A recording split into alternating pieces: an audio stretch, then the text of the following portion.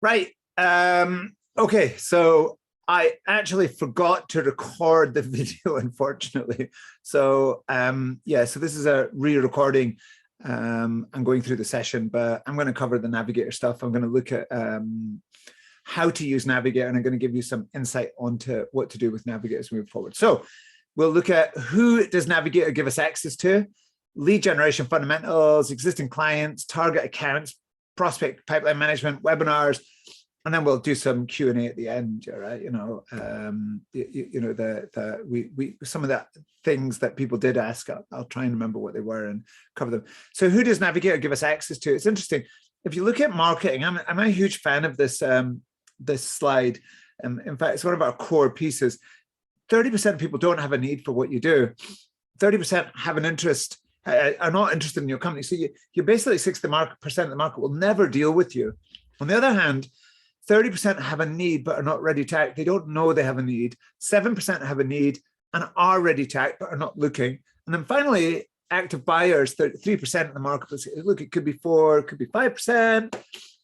But we know that that percentage of people are actively buying, right? What we want to tap into is the 37%. And that's really what we're about, right? That's what Navigator does for you. It allows you to engage with people that are not actively looking at the moment. It also allows you to engage with people that are actively looking, but we want to tap into that 37% of the marketplace.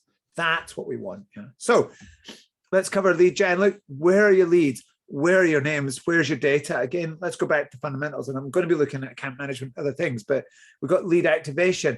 We've got, when you get a lead, how do you get it to be more than just a contact? Right? What do you do with it? That's what Navigator facilitates. Yeah. How do you categorize, qualify, nurture, and how do you convert those into meetings? So LinkedIn Navigator lets you do these things. I'm going to explain some of the stuff that it does. Hopefully it's helpful. The areas I'm going to cover today, number one, we're going to look at webinars, and I'm going to finish with webinars. So I'm really going to break it down for you. I'm going to go into detail with you just to give you a little bit of insight so I'm not going to fix Navigator for you, but it's going to give you an idea of what it can actually do. Look at target accounts, how that works. We're going to look at account management, and then we'll talk about prospects, pipeline management, and how you should use Navigator for those. Yeah. So let's start with account management. How does account management work? What should you be thinking from an account management? Ultimately, all of our accounts should be built in CRM. We should have a really clear breakdown of who our clients are, active and non-active clients. Now, often that's not the case. So that's your start point. From there, we want to build a mirror list in Navigator. Now, why do we want to do it? Sorry, I've got a blocked nose. But why do we want to do it? Well, we want to track posting. We want to track job changes. We want to track news on these accounts, on these people. Yeah, right. So remember, we've all got accounts, which is the company, people. That's the individual. You're right. That's the person you're dealing with. That's a contact. Yeah. So they're different. Okay. And we want to track what's going on in both of these areas for our existing client base. It's really important. And then from there, we want to be able to nurture. We want to be able to interact with these people. We want to see what they're doing. All of these touch points, this awareness that we get from that allows us to do a much better job for our existing accounts. It really, really does. Yeah, right. And it's something you should look at. Imagine knowing when someone in an account changes job, when someone new comes in, when the system lets you see that, it lets you understand what's actually happening. And that's really profound. I've seen a lot of clients lose really big chunks of business because they weren't tracking what was going on in the account properly. So target accounts. Let's look at target accounts. Let's discuss those. Again, we want to build the top 100. So we want to look at our top 100 target accounts. It might be top 50, it might be top 20, it might be top 500, right? It doesn't really matter, but we want a strategic list based around your segmentation. Everybody should have that. It's a no-brainer. If you're not doing that, I would ask yourself, why not? Yeah. Agree with the salespeople who's going to be engaging with them. So you build teams around your target account engagement model, and then you track posts, job changes, you interact with them, you invite them to webinars, you share content that's relevant, yeah? And that all gets coordinated with marketing, BD, and sales. So it's a team effort. Navigator allows you to hold this together. It allows you to facilitate this. It's really, really brilliant at doing that. Prospects and pipeline. Again, Your prospect list in the CRM needs to be really tight. Yeah, right. You know, it needs to be well put together. Your pipeline list should be very, very well put together in your CRM. It's probably not, but it is the start point of this. It should be. From there, you then build a mirror list in Navigator. And so now you've got this live thing going on in Navigator. The CRM is not live. CRM is a factor of what you put into it. Navigator is a factor of what they put into it. So the two things sit together and they give you really deep insight on what's going on. So Navigator especially allows you to engage with your pipeline, engage with prospects. And as you do that, you need to update CRM. It's really, really critical. I mean, I would put notes in Navigator because you can put notes there. Now, Navigator doesn't replace CRM. It sits alongside it. You cannot replace CRM with Navigator. It's not ideal, yeah. And the BD person should be looking at the prospect list in Navigator every single day. What's happening? Who's doing what? Where and when do I need to do something with that information and note it down? We want an ongoing strategy for nurture. You know, often I get asked, well, if I have a sales cycle, it's 2 years. Navigator allows you to manage this effectively. What's your strategy for nurturing all of those people over a 2-year window? Where are you going to do that? How are you going to do it? CRM, Navigator hold that together. And then finally, the goal with both prospects and pipeline is always to be front of mind. I want them to know Fraser Morrison. I want you to know who we are. Yeah? The fact that you're watching the video, the fact that you've interacted with us is really great, right? But what do I do with that, right? How do I cultivate that relationship? How do I develop trust with you? That's what we want to do. And you want to do the same thing with your clients. How do we do that? Yeah. And I'm going to finish with webinars. So I think webinars are a really good reflection of what Navigator can actually do. Yeah, right. It really does sort of bring it all together, and all of the other things sort of there's a sort of commonality on that methodology that sits in being able to run a webinar successfully. So thought leadership. We run webinars because we want to be seen as thought leadership. We want you to be seen as a thought leader in your field. All right. Now, you might not think that's important, but it is, right? You know, that's what differentiates you. That's what builds trust with contacts, clients, and prospects. Okay. Nurturing those relationships over time. Hopefully I can stay in touch with you. Hopefully I can share other content. Hopefully you ask me if you've got a problem or you've got a question. But I want to nurture relationships with consistent touch points. And then finally, we want to have meetings with people. We want to let them know we exist. And again, we will still nurture them. Navigator facilitates that. So building your lists, filtering your database into the right groups. That's the start point. I've got 12,000 contacts. I've got about 8,000 of them that are useful, that fit my segmentation target market: partners, CEOs, founders, sales directors, BD managers, sales, etc. Right? So we've got these groups of people. They need to be filtered. Okay. We need to then invite the right people to the right webinar. I got asked this earlier. You know, how do you know who to invite? Well, I wouldn't invite a CTO to this webinar. Why? They're not really interested there. But I would invite a chief technology officer to a CRM webinar. They'd be interested in that, and that's relevant to them. Okay, so we've got to have the right contact for the right people, but that's the whole point of building lists.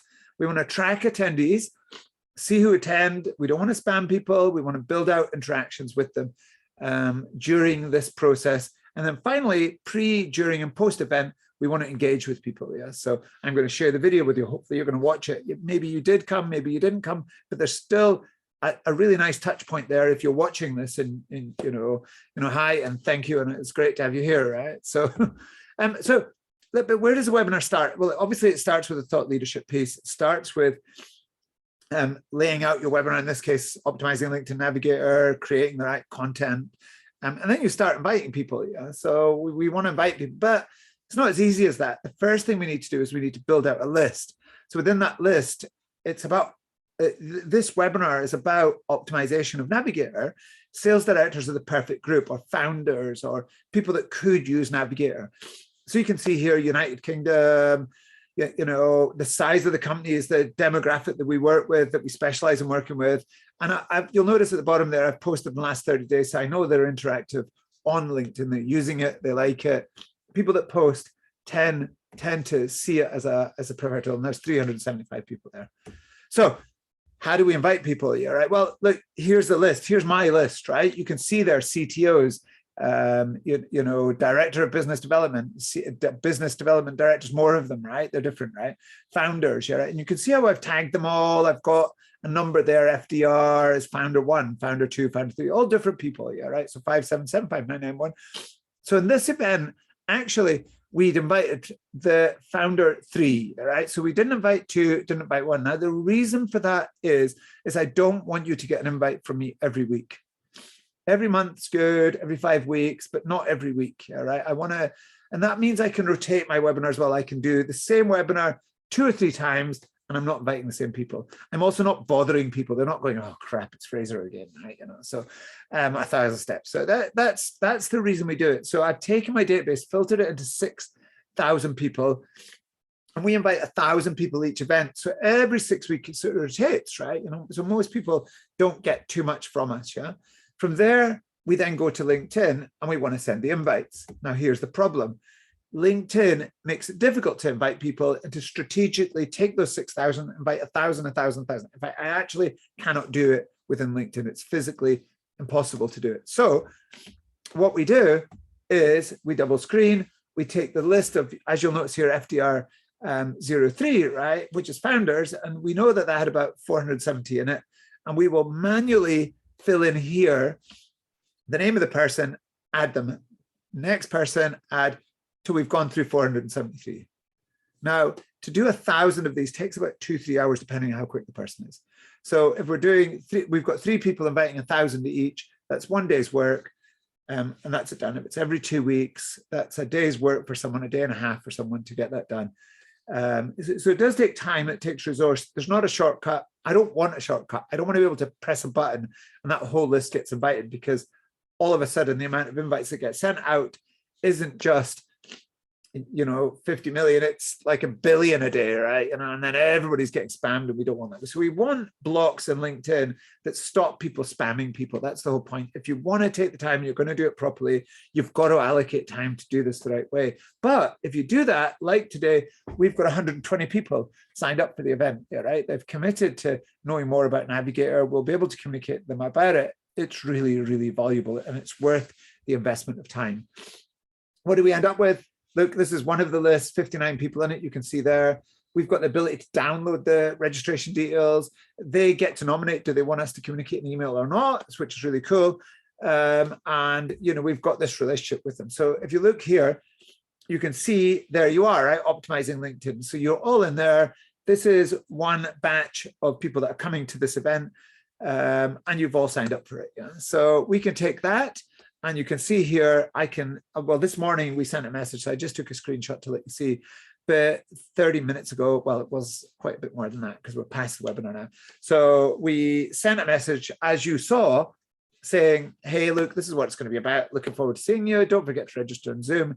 And it worked perfectly. We had the session, everybody was happy, and it went really, really well, yeah. So let me wrap up, yeah, right, because there's a lot there. Why Navigator, right? Why spend £80, 130, saying 130 Australian dollars? Why do that, right? Well, you can build lists in minutes. And it all comes back to the list. It comes back to that not spamming people, making sure the right people get in front of the right content at the right time, right? That's what we're trying to do.